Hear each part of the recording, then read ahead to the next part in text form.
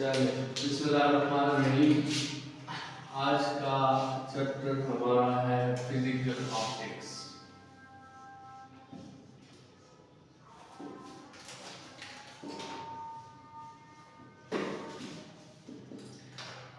Physical optics में हमने waves को, बल्कि लाइट की वेव्स प्रॉपर्टीज हमने पढ़ी है। वैसे तो लाइट के बारे में मॉडर्न व्यू ये है कि लाइट पार्टिकल भी है और लाइट वेव भी है, लेकिन इस चैप्टर में हम लाइट की सिर्फ क्या पढ़ेंगे, लाइट की सिर्फ वेव प्रॉपर्टीज जो है हम डिस्कस करेंगे। ठीक है।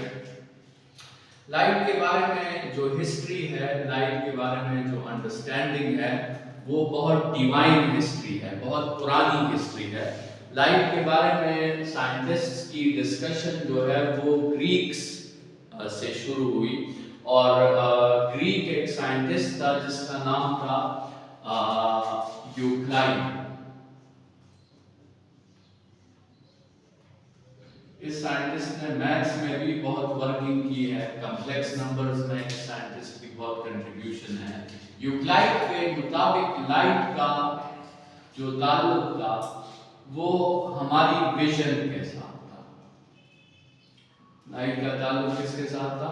हमारी विजन के साथ। इस साइंटिस्ट के मुताबिक जब हम किसी बॉडी को देखते थे तो हमारी आंखों से लाइट निकलकर उस बॉडी पे पड़ती थी और इसलिए वो बॉडी हमें नजर आती थी। ठीक है। तो इस साइंटिस्ट का कहना था कि लाइट जो है उसका ताल्लुक हमारी विजन के साथ है। इसके बाद एक मुस्लिम साइंटिस्ट आया, इब्न हैथम।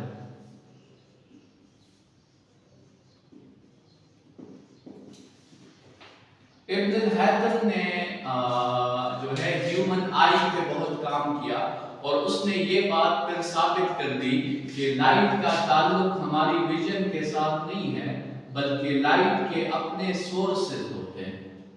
उसने कहा कि लाइट के अपने आप के साथ सोर्सेज होते हैं, और उसने कहा कि कुछ बॉडीज होती हैं जिनको हम लुमिनस बॉडीज कहते हैं, जिससे लाइट प्रोड्यूस होती है, और कुछ बॉडीज होती हैं जो नॉन लुमिनस होती है। तो इब्न हैथम ने ये कंक्लूड किया कि हमें जब कोई बॉडी नजर आती है तो उसका तरीका ये होता है कि लाइट उस लुमिनस बॉडी से बॉडी पे पड़ती है और बॉडी से लाइट हमारी आंखों पे आती है और हमारे आंखों के रेटिना पे फिर उसका इन्वर्टेड इमेज बन जाता है। ठीक है। तो ये बात जो है ये किसने की? ये इब्न हैथम ने की। अच्छा, इब्न हैथम के बाद जो है फिर एक साइंटिस्ट आया, उसका नाम था रेने डेकार्टस। रेने डेकार्टस ने भी लाइट पे जो है अपनी स्टडी की, और जिसको हम स्नेल्स लॉ कहते हैं, ये स्नेल्स लॉ जो है इस साइंटिस्ट ने डिराइव की थी। n1 sin of angle 1 is equal to n2 sin of angle 2। ठीक है। तो इस साइंटिस्ट ने जो है वो स्नेल्स लॉ पे काम किया, जो हम रिफ्रैक्शन ऑफ लाइट में यूज करते हैं ये फॉर्मूला। ठीक है। आपने शायद ये फॉर्मूला इस तरह लिखा हो, sin of angle I divided by sin of angle R is refractive index। ठीक है। ये इसका स्पेशल केस है। ओरिजिनल केस स्नेल्स लॉ का वो ये है, n1 sin of angle 1 is equal to n2 sin of angle 2। ठीक है। अच्छा, इसके बाद एक साइंटिस्ट था, उसने कहा कि लाइट की स्पीड जो है वो इनफाइनाइट है। लाइट की स्पीड क्या है? इनफाइनाइट। मतलब उसने कहा कि लाइट जो है वो स्प्रेड करता है इंस्टेंटली, वो लम्हे में एक जगह से दूसरी जगह चला जाता है। तो उसने कहा कि लाइट की स्पीड क्या है? वो इनफाइनाइट है। फिर एक दूसरा साइंटिस्ट आया, उसका नाम था ओले रोमन। ओले रोमन ने स्पीड ऑफ लाइट मालूम करने की कोशिश की। उसकी कोशिश तो नाकाम हो गई, वो speed of light exactly find नहीं कर सका, लेकिन एक बात उसने साबित कर दी कि स्पीड ऑफ लाइट बहुत ज्यादा होगी, लेकिन कम से कम क्या होगी? वो इनफाइनाइट नहीं होगी। मतलब वो आपके साथ क्या होगी? फाइनाइट स्पीड होगी। ठीक है। इनफाइनाइट वो नहीं हो सकती। अच्छा, ये तो लाइट के जो है हिस्ट्री थी, मुख्तलिफ वक्त में लाइट के बारे में मुख्तलिफ आइडियाज थे, लेकिन जो मेन लाइट की डिस्कशन शुरू हुई वो न्यूटन और हाइजन की डिस्कशन थी। न्यूटन ने अपनी एक थ्योरी पेश की थी जिसको हम न्यूटन कर्पस्कुलर थ्योरी कहते हैं, और उस थ्योरी में उसने कहा, न्यूटन ने कहा कि लाइट क्या है, लाइट एक पार्टिकल है। और उसके बाद जो है उसी वक्त फिर हाइजन ने एक थ्योरी पेश की थी जिसको हम कहते हैं हाइजन वेव थ्योरी, और उसमें उसने कहा कि लाइट जो है ये पार्टिकल नहीं है, लाइट ये एक क्या है, वेव है। ठीक है। अच्छा,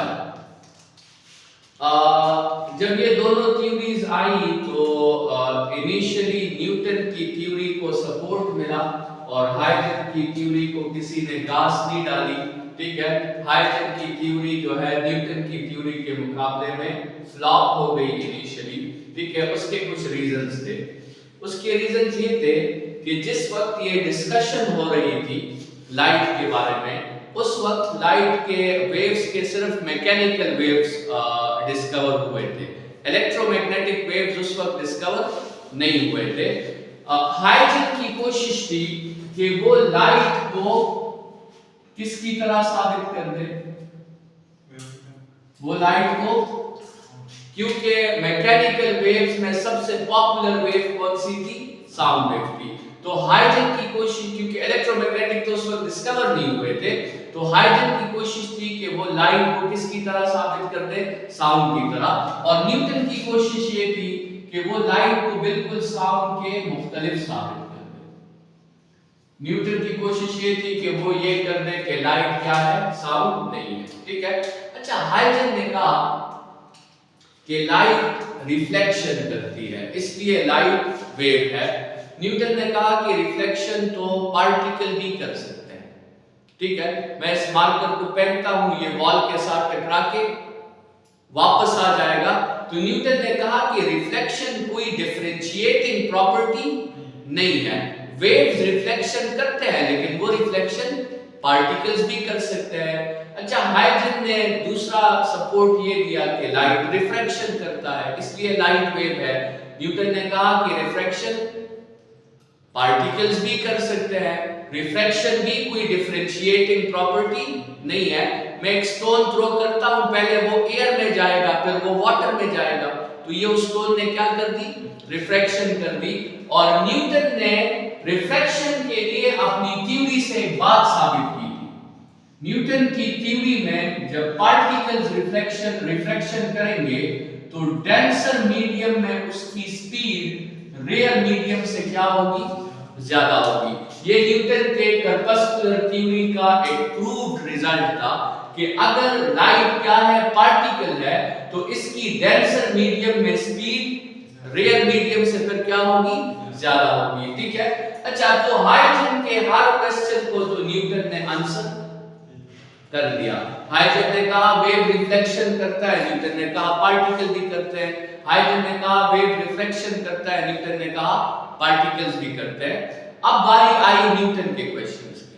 न्यूटन ने जो है पहला क्वेश्चन हाइजन से ये किया कि अगर आप कहते हैं कि लाइट साउंड की तरह है, तो फिर ये वैक्यूम में कैसे ट्रेवल कर सकता है? साउंड तो वैक्यूम में ट्रेवल नहीं कर सकती और लाइट वैक्यूम में ट्रेवल कर सकता है। इसका मतलब लाइट पार्टिकल है, पार्टिकल वैक्यूम में ट्रेवल कर सकते हैं, वेव्स तो वैक्यूम में ट्रेवल नहीं कर सकते, क्योंकि उस वक्त सिर्फ मैकेनिकल वेव्स थे, इलेक्ट्रोमैग्नेटिक अभी तक नहीं आए थे। हाइजन ने इस क्वेश्चन का भी आंसर दिया। हाइजन ने इस क्वेश्चन का आंसर दिया एक थ्योरी से, और उस थ्योरी को कहते थे ईथर थ्योरी। उस वक्त एक थ्योरी थी जिसका नाम था ईथर थ्योरी, और ईथर थ्योरी का कहना था कि there is a supernatural fluid called ether. एक फ्लूइड है जिसका नाम है ईथर, और वो फ्लूइड प्रेजेंट है हर जगह। Present everywhere. मतलब उस थ्योरी का कहना था कि वैक्यूम है ही नहीं, हर जगह पे क्या होती है, हर जगह पे ये फ्लूइड होती है। और इस थ्योरी का कहना ये था कि इस फ्लूइड की इलास्टिसिटी इंतहाई हाई है और इस फ्लूइड की डेंसिटी इंतहाई कम है। हाइजन ने ईथर थ्योरी के हेल्प से दो मसले हल किए। हाइजन ने कहा कि एक तो लाइट जो है वो वैक्यूम में ट्रेवल ही नहीं करती। हाइजन ने कहा कि लाइट किस में ट्रेवल करती है, वो ट्रेवल करती है ईथर में। ठीक है, न्यूटन ने जब क्वेश्चन किया कि लाइट वैक्यूम में कैसे ट्रेवल करता है, तो हाइजन ने किस थ्योरी की हेल्प ली, ईथर थ्योरी की, और उसने कहा कि लाइट ईथर में फ्लो करता है। ठीक है, और दूसरा उसने कौन सा मसला हल किया, दूसरा उसने ये मसला हल किया कि लॉन्गिट्यूडनल वेव्स की स्पीड का फार्मूला क्या होता है, इलास्टिसिटी बाय डेंसिटी। और ईथर एक ऐसा मीडियम है जिसकी इलास्टिसिटी बहुत हाई है और डेंसिटी बहुत कम है। इसीलिए हाइजन ने कहा कि लाइट की स्पीड इतनी लार्ज जो है वो इस वजह से है क्योंकि वो ईथर में मूव करता है और ईथर की इलास्टिसिटी बहुत ज्यादा है और डेंसिटी बहुत कम है। हाइजन ने आंसर तो दे दिया, लेकिन फिर एक एक्सपेरिमेंट हुआ। एक दो साइंटिस्ट थे, माइकलसन मोरले।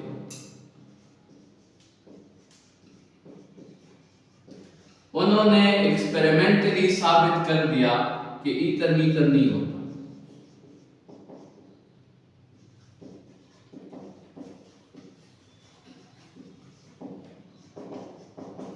ईथर मौजूद नहीं होता। तो हाइजन की थ्योरी पे फिर न्यूटन का क्वेश्चन साबित हो गया कि ये तो वेव है और वेव तो फिर वैक्यूम में ट्रेवल नहीं कर सकता। ठीक है, तो बहरहाल हाइजन ने कोशिश की थी इस क्वेश्चन को आंसर करने के लिए, लेकिन माइकलसन मोरले के एक्सपेरिमेंट ने हाइजन की सारी मेहनत पर पानी फेर दिया। अच्छा, न्यूटन ने अपने बात को सपोर्ट करने के लिए एक एक्सपेरिमेंट किया। न्यूटन ने क्या किया, न्यूटन ने एक साउंड का सोर्स लिया, उसके सामने दो कार्डबोर्ड्स लगाए और इस साइड पे साउंड का रिसीवर लिया। साउंड का सोर्स लिया, दो कार्डबोर्ड्स लगाए और फिर क्या लिया, साउंड का रिसीवर, और बिल्कुल उस कार्डबोर्ड के दरमियान में दो होल्स कर दिए ताकि साउंड के साथ डायरेक्ट लाइन ऑफ साइट हो। उसने साउंड का सोर्स ऑन किया, रिसीवर ने साउंड डिटेक्ट कर दिया। फिर उसने ये एक कार्डबोर्ड थोड़ा सा ऊपर कर दिया ताकि डायरेक्ट लाइन ऑफ साइट ना बने। उसने दोबारा सोर्स ऑन किया, रिसीवर ने फिर साउंड को डिटेक्ट कर दिया। उसने कहा कि साउंड जो है वो स्प्रेड होके मूव करता है। साउंड क्या करता है, स्प्रेड होके मूव करता है। और स्प्रेड होके मूव करना ये किसकी प्रॉपर्टी है, ये वेव की प्रॉपर्टी है जिसको हम डायफ्रैक्शन कहते हैं। यही एक्सपेरिमेंट उसने लाइट के साथ किया। यही एक्सपेरिमेंट जो था ये उसने लाइट के साथ किया। लाइट में उसने देखा कि जब डायरेक्ट लाइन ऑफ साइट होता था तो लाइट डिटेक्ट होती थी, लेकिन जब हम एक कार्डबोर्ड को ऊपर कर देते थे फिर लाइट डिटेक्ट नहीं होती थी। तो उसने कहा कि लाइट कैसे मूव करता है, लीनियरली। उसने कहा कि लाइट लीनियर मूव करता है, और लीनियर मूव करना किसकी प्रॉपर्टी है, ये पार्टिकल की प्रॉपर्टी है। तो इसलिए इनिशियली जो है न्यूटन की थ्योरी को सपोर्ट मिला और हाइजन की थ्योरी उसी वक्त फ्लॉप हो गई। लेकिन फिर हाइजन की फिलॉसफी पर हाइजन के बहुत से फॉलोअर्स ने काम किया। ठीक है, उसमें हाइजन का एक फॉलोअर था जिसका नाम था फौकॉल्ट। फौकॉल्ट ने ये बात गलत साबित कर दी।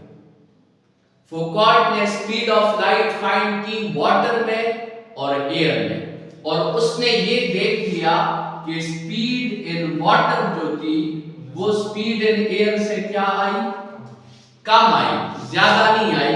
तो फौकॉल्ट ने जो न्यूटन कर्पस्कुलर थ्योरी का प्रूव्ड रिजल्ट था वो उसने क्या कर दिया, गलत साबित कर दिया। और इस साइंटिस्ट की वजह से न्यूटन थ्योरी को फुल स्टॉप हो गई। न्यूटन थ्योरी जो है इस साइंटिस्ट की वजह से आपके साथ मुकम्मल तौर पे बस खत्म हो गई। लेकिन इसी ड्यूरेशन में यंग्स एक साइंटिस्ट था, यंग्स ने एक्सपेरिमेंट की जिसको हम डबल स्लिट एक्सपेरिमेंट कहते हैं, जिसमें लाइट ने हमें कौन सी प्रॉपर्टी दिखाई, जिसमें लाइट ने हमें इंटरफेरेंस की प्रॉपर्टी दिखाई। अब इंटरफेरेंस एक डिफरेंशिएटिंग प्रॉपर्टी है। इंटरफेरेंस जो करता है वो क्या होती है, वो वेव होती है। तो यंग्स डबल स्लिट एक्सपेरिमेंट से हाइजेन थ्योरी को पहला सपोर्ट मिला। ठीक है, मतलब ये बात साबित हो गई कि हाँ लाइट क्या है, लाइट एक वेव है। इसी वक्त जो है लाइट की डायफ्रैक्शन भी प्रूव हो गई। डायफ्रैक्शन भी एक डिफरेंशिएटिंग प्रॉपर्टी है। डायफ्रैक्शन प्रूव होने से हाइजेन थ्योरी को दूसरा सपोर्ट मिला। लेकिन हाइजेन थ्योरी पर वो क्वेश्चन अभी भी था जो कि न्यूटन ने किया था कि ये वैक्यूम में कैसे ट्रेवल करता है, उसका आंसर फिर मैक्सवेल ने दिया। मैक्सवेल ने अपनी क्लासिकल इलेक्ट्रोमैग्नेटिक थ्योरी पेश करके वेव्स की एक कैटेगरी डिराइव कर ली या डिस्कवर कर ली, जिसको हम क्या कहते हैं, इलेक्ट्रोमैग्नेटिक वेव्स कहते हैं। तो हाइजेन की थ्योरी का पहला पोस्टुलेट था कि light is a mechanical wave. वो बात गलत थी, लाइट असल में इलेक्ट्रोमैग्नेटिक है। और उसका दूसरा पोस्टुलेट था कि light is a longitudinal wave. फिर मैक्सवेल ने कहा कि नहीं, light is a transverse wave. तो जो हाइजेन की थ्योरी में छोटी-छोटी गलतियां थी वो किसने करेक्ट कर दी, वो मैक्सवेल ने करेक्ट कर दी। और उस वक्त लाइट को एज अ वेव कंसीडर कर लिया गया। फिर कुछ एक्सपेरिमेंट्स हुए, लाइट ने कुछ एक्सपेरिमेंट्स किए जिसमें फोटो इलेक्ट्रिक इफेक्ट आता है और कॉम्पटन इफेक्ट आता है। वो ना हाइजेन से वो एक्सपेरिमेंट्स एक्सप्लेन हुए, ना ही मैक्सवेल से एक्सप्लेन हुए। तो उसको एक्सप्लेन करने के लिए फिर आइंस्टाइन ने इन दोनों थ्योरीज को कंबाइन कर दिया। और फिर आइंस्टाइन ने कहा कि लाइट पार्टिकल की तरह भी बिहेव कर सकता है और वेव की तरह भी बिहेव कर सकता है। तो फिर आइंस्टाइन ने जो है लाइट के बारे में कहा कि इसका नेचर जो है वो क्या है, वो डुअल है। उसने कहा कि लाइट अगर इंटरफेरेंस करती है, डायफ्रैक्शन या पोलराइजेशन करती है, तो फिर लाइट उस वक्त वेव है। लेकिन अगर लाइट फोटो इलेक्ट्रिक इफेक्ट करती है, कॉम्पटन इफेक्ट करती है, तो फिर लाइट उस वक्त पार्टिकल है। इसके बाद जो है एक साइंटिस्ट आया, डी ब्रॉगली। नहीं नजर आ रहा? अच्छा, डी ब्रॉगली ने आइंस्टाइन का ऑपोजिट साबित करने की कोशिश की। डी ब्रॉगली ने कहा कि आइंस्टाइन ने तो वेव को डुअल नेचर दे दिया, मैं क्या करता हूं, मैं पार्टिकल को जो है वो डुअल नेचर देता हूं। तो डी ब्रॉगली ने कहा कि पार्टिकल जो है वो भी क्या कर सकता है, वो भी पार्टिकल और वेव दोनों की तरह बिहेव कर सकता है। तो उसने फिर अपनी हाइपोथेसिस दी कि lambda is equal to h/mv या h/p। तो उसमें उसने कहा कि जिस पार्टिकल का मोमेंटम होगा उस पार्टिकल के साथ एक वेवलेंथ एसोसिएट हो जाएगी। मतलब वो हमेशा पार्टिकल नहीं रहेगा, वो वेव भी बन जाएगा। और इन वेव्स को फिर हम नाम देते हैं मैटर वेव्स का। हम क्या कहते हैं, मैटर वेव्स। जब पार्टिकल्स वेव की तरह बिहेव करना शुरू कर दे तो उन वेव्स को क्या कहा जाता है, मैटर वेव्स। ठीक है, ये थोड़ी सी डिस्कशन थी लाइट पर। और अब हम आते हैं और थोड़ी सी बात कर लेते हैं न्यूटन की थ्योरी पर। न्यूटन की थ्योरी में न्यूटन ने कहा कि लाइट जो है ये पार्टिकल्स है। और न्यूटन की थ्योरी में इन पार्टिकल्स को नाम दिया गया करपस्कल्स। इन पार्टिकल्स को क्या नाम दिया गया? करपस्कल्स।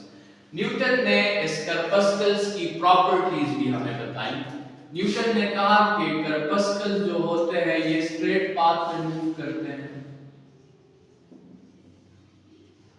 Move in a straight path. Newton ने कहा कि इन करपस्कल्स के जो कोलिजन्स होंगे, इनके कोलिजन्स इलास्टिक होंगे। न्यूटन ने कहा कि जैसे आपके साथ लाइट में डिफरेंट फ्रीक्वेंसीज होती हैं, तो उनके करपस्कल्स भी क्या होंगे?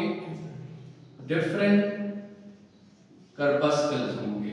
मतलब उनके साइज और उनके शेप्स एक दूसरे से डिफरेंट होंगे। मतलब ब्लू कलर का करपस्कल रेड कलर के करपस्कल से डिफरेंट होगा। न्यूटन की थ्योरी ने लाइट की कौन सी प्रॉपर्टीज एक्सप्लेन की और लाइट की कौन सी प्रॉपर्टीज एक्सप्लेन नहीं की? तो इसने एक तो लाइट का रेक्टिलिनियर मोशन एक्सप्लेन किया, लाइट का स्ट्रेट पाथ मोशन न्यूटन की प्रॉपर्टी ने एक्सप्लेन किया। दूसरा इसने लाइट की रिफ्लेक्शन एक्सप्लेन की और तीसरी इसने लाइट की रिफ्रैक्शन एक्सप्लेन की। लेकिन इंटरफेरेंस इससे एक्सप्लेन नहीं हो पाई, डायफ्रैक्शन इससे एक्सप्लेन नहीं हो पाई और पोलराइजेशन भी इससे एक्सप्लेन नहीं हो पाई। ठीक है, अच्छा अब आते हैं हाइजन की थ्योरी की तरफ।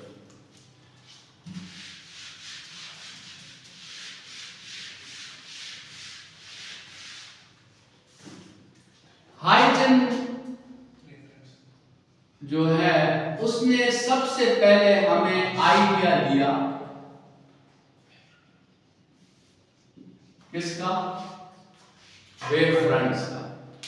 हाइजन, ये जो वेव फ्रंट का तरीका है ये हाइजन ने डिस्कवर किया था, जिसके बारे में हम चैप्टर 8 में बात कर चुके हैं। ठीक है, तो हाइजन ने कहा कि लाइट जो है ये कैसे मूव करती है?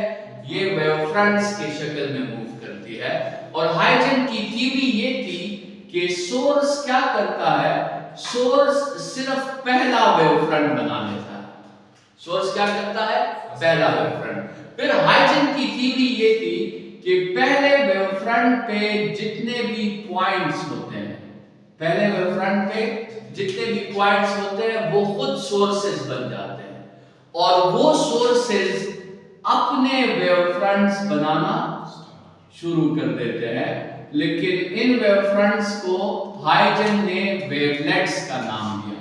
मतलब ये जो आपके साथ है ये है फर्स्ट वेव फ्रंट,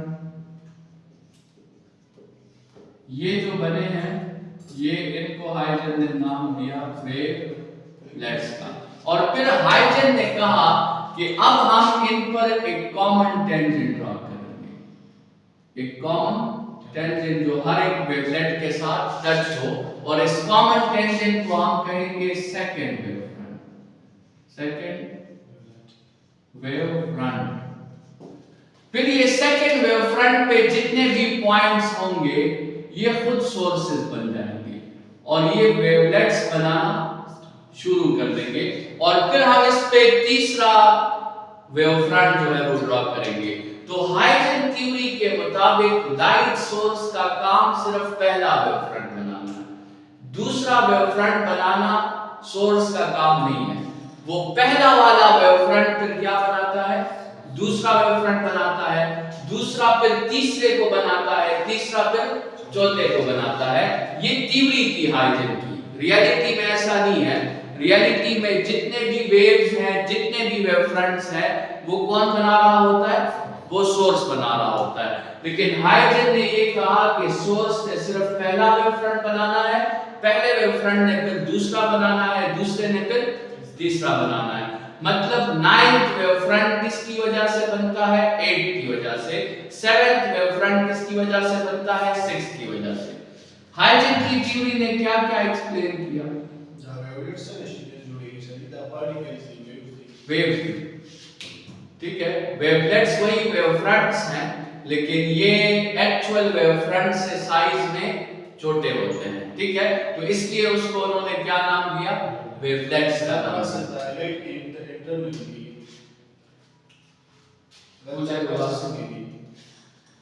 देखिए पहला वेवफ्रंट बन गया ना, पहले वेवफ्रंट पे जितने भी पॉइंट्स थे वो खुद क्या बन गए। ये प्रोसेस रियलिटी में होता नहीं है, थ्योरी है ये। ठीक है, उसने कहा हाइजन के मुताबिक लाइट को ऐसे प्रोपिगेट करना चाहिए था कि लाइट सोर्स ने सिर्फ क्या किया, पहला वेवफ्रंट बनाया, फिर पहले वेवफ्रंट पे जितने भी पॉइंट्स थे वो खुद सोर्सेज बन गए और उन्होंने अपने वेवफ्रंट्स बनाना शुरू कर दिए और उन वेवफ्रंट्स पे फिर दूसरा वेवफ्रंट बना, फिर दूसरे वेवफ्रंट के पॉइंट्स खुद सोर्सेज बन गए, उन्होंने अपने वेवफ्रंट्स वेवलेट्स बनाना शुरू कर दिए और उस पे फिर तीसरा कॉमन टेंजेंट बना। ठीक है, तो इस तरह इस थ्योरी में जो है हाइजन का कहना यह था कि लाइट ऐसे प्रोपिगेट करता है। रियलिटी में मैंने कह दिया ऐसा कुछ नहीं होता, रियलिटी में सारे वेव्स कौन बनाता है, सोर्स बनाता है। हाइजन की थ्योरी ने तमाम चीजें एक्सप्लेन की, सिर्फ उसने जो चीज एक्सप्लेन नहीं की वो क्या की, वो पोलराइजेशन। पोलराइजेशन इसलिए एक्सप्लेन नहीं की क्योंकि हाइजन की थ्योरी में लाइट साउंड की तरह था और साउंड लॉन्गिट्यूडनल वेव है, लॉन्गिट्यूडनल वेव्स को हम पोलराइज नहीं कर सकते। लाइट पोलराइजेशन कर रहा था, लेकिन हाइजन के मुताबिक लाइट को पोलराइजेशन नहीं करनी चाहिए थी क्योंकि हाइजन के मुताबिक लाइट क्या थी, वो एक लॉन्गिट्यूडनल वेव थी। ठीक है, तो ये बात हो गई आपके साथ हाइजन थ्योरी के बारे में। हाइजन थ्योरी के बाद हम डिस्कस करेंगे यंग्स डबल स्लिट एक्सपेरिमेंट।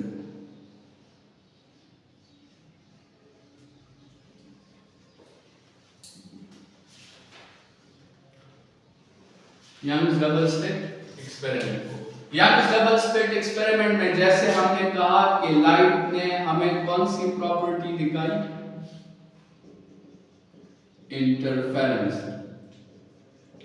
और इसलिए ये पहला एक्सपेरिमेंटल सपोर्ट था किस थ्योरी का, हाइजन थ्योरी का। अच्छा, इस यंग्स डबल स्लिट एक्सपेरिमेंट से पहले जो लाइट था वो हमें इंटरफेरेंस क्यों शो नहीं कर रहा?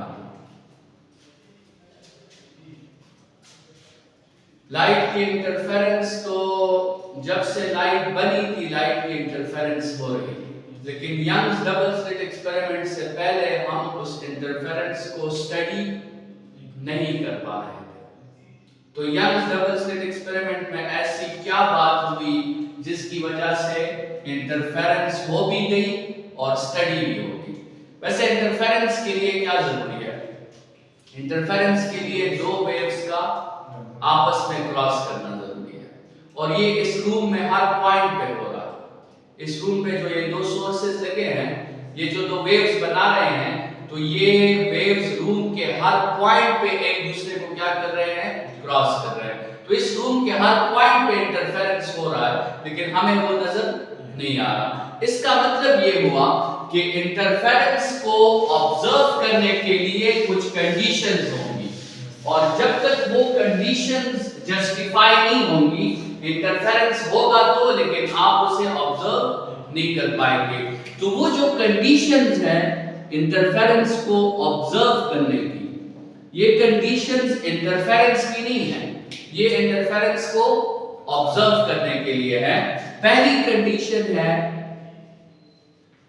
कि waves must be monochromatic. Waves क्या होनी चाहिए, मोनोक्रोमेटिक होनी चाहिए। मोनोक्रोमेटिक का मतलब उन दोनों वेव्स की फ्रीक्वेंसी सेम होनी चाहिए। ठीक है, और दूसरी कंडीशन है कि waves must be coherent. Monochromatic का मतलब होता है सेम फ्रीक्वेंसी, कोहेरेंट का मतलब होता है कांस्टेंट फेज डिफरेंस। मोनोक्रोमेटिक का मतलब ये होगा कि दोनों की फ्रीक्वेंसी सेम होगी, जबकि कोहेरेंट का मतलब ये होगा कि उनका जो फेज डिफरेंस है वो क्या होगा, वो कांस्टेंट होगा। जैसे मिसाल के तौर पे अगर हम एक मिसाल लें, लेट्स सपोज हमारे साथ दो वेव्स हैं,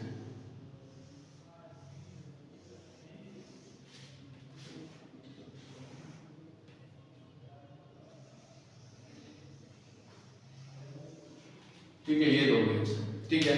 इसमें स्टार्ट का फेज 0 है और इस दूसरे में फेज 90 है, तो कितना फेज डिफरेंस हुआ, 90 का। अच्छा, इसका फेज 90 है, इसका 180 है, तो कितना डिफरेंस हुआ, 90 का। इसका 180 है, इसका 270 है, तो कितना, 90। इसका 270 है, इसका 360 है, तो कितना फेज डिफरेंस हुआ, 90।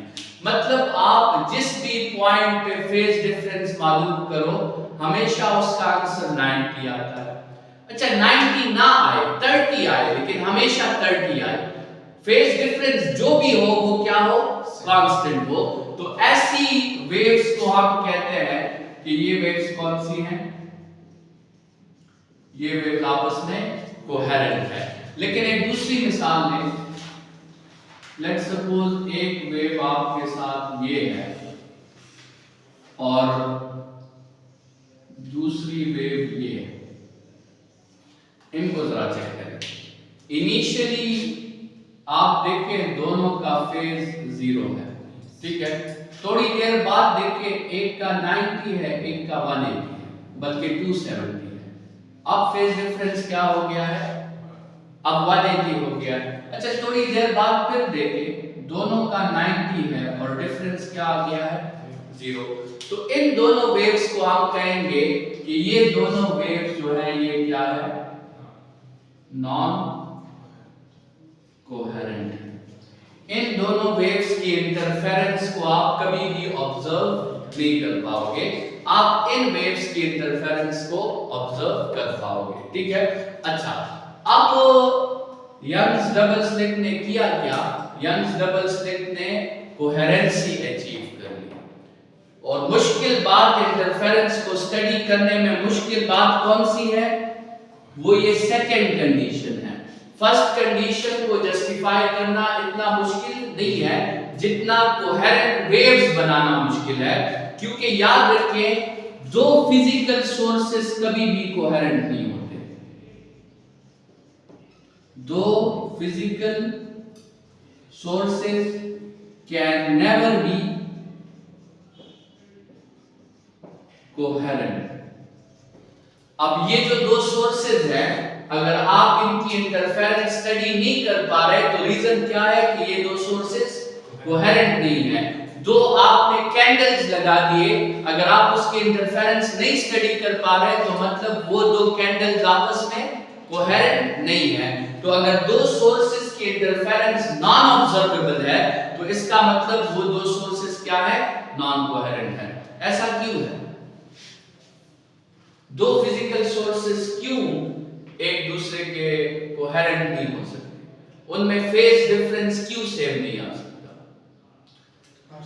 तो इसके लिए आपने थोड़ा सा सोचना होगा कि ये सोर्स जो लाइट बनाता है ये किस प्रोसेस से बनाता है। तो उस प्रोसेस को हम कहते हैं इलेक्ट्रिक डिस्चार्ज।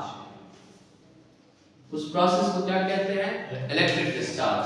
अब होता क्या है कि आपके साथ ये जो सोर्स है इसके अंदर एक नोबल गैस यूज हुई होती है, आर्गन होता है या नियॉन होता है।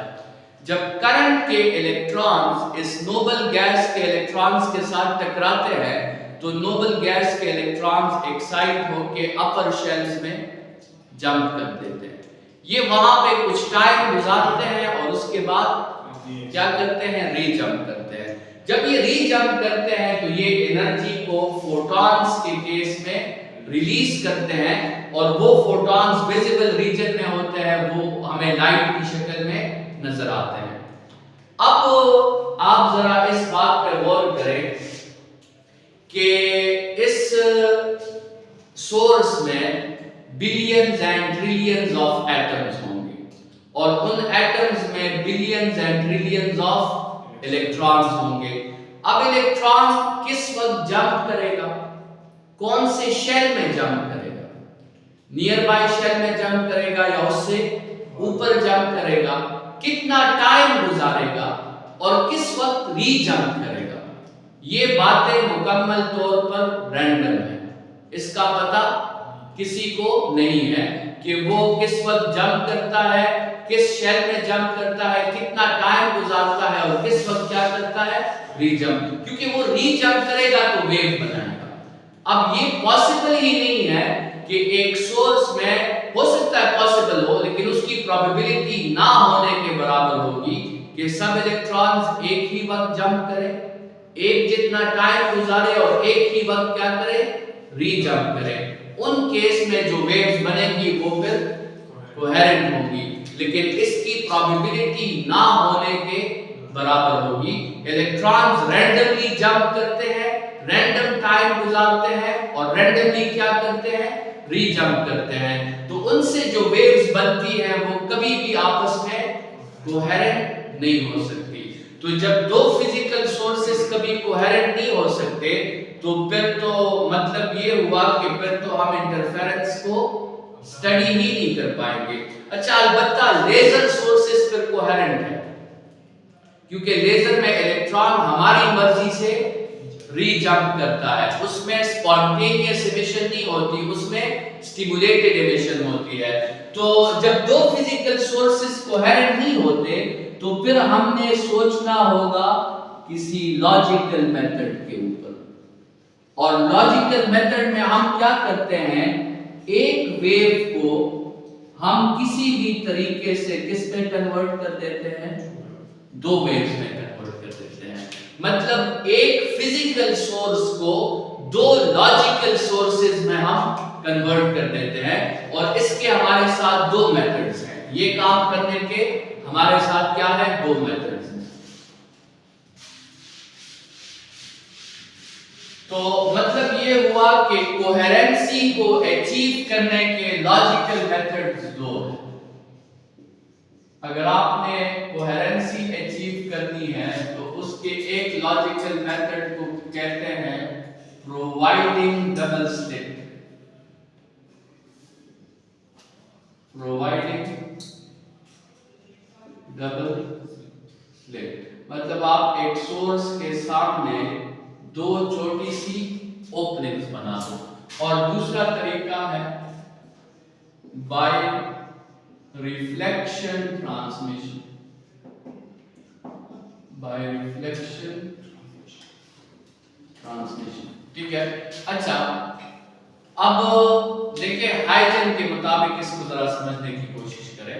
हाइजन कहता है कि सोर्स ने पहला वेवफ्रंट बनाया, पहले वेवफ्रंट ने दूसरा वेवफ्रंट बनाया, दूसरे ने तीसरा वेवफ्रंट बनाया। उस तीसरे वेवफ्रंट के जो दो पॉइंट्स ओपन है, हाइजन के मुताबिक वो खुद क्या बन गए, वो खुद सोर्सेज बन गए। और ये जो दो सोर्सेज है ये हमेशा आपस में कोहेरेंट होंगे। और इसी तरह आप ऐसे भी कर सकते हो कि एक ऐसा मिरर बनाओ जो 50% ट्रांसमिटिंग हो और 50% रिफ्लेक्टिंग हो। तो उस पे आप वेव भेजो, वो उस वेव को दो हिस्सों में कन्वर्ट कर देगा, आधे हिस्से को रिफ्लेक्ट कर देगा, आगे हिस्से को ट्रांसमिट कर देगा। ये रिफ्लेक्टेड और ट्रांसमिटेड रे जो होंगे ये हमेशा आपस में कोहेरेंट होंगे। इस मेथड को एमसीक्यूज के लिए याद रखें, इसको डिवीजन बाय वेवलेंथ कहते हैं, इस मेथड को डिवीजन बाय एम्पलीट्यूड कहते हैं। ये method Young's double slit experiment में यूज हुआ था। और ये दूसरा मेथड जो है ये न्यूटन रिंग्स में यूज हुआ था, न्यूटन रिंग्स में। और एक डिवाइस है माइकलसन इंटरफेरोमीटर, माइकलसन इंटरफेरोमीटर, ठीक है। तो यंग्स डबल स्लिट ने कोहेरेंसी किस मेथड से अचीव की थी, प्रोवाइडिंग डबल स्लिट से या फिर डिवीजन बाय वेवलेंथ से, ठीक है। तो इसलिए इस एक्सपेरिमेंट में इंटरफेरेंस हुई नहीं और हमें ऑब्जर्व भी हुई। ठीक है, तो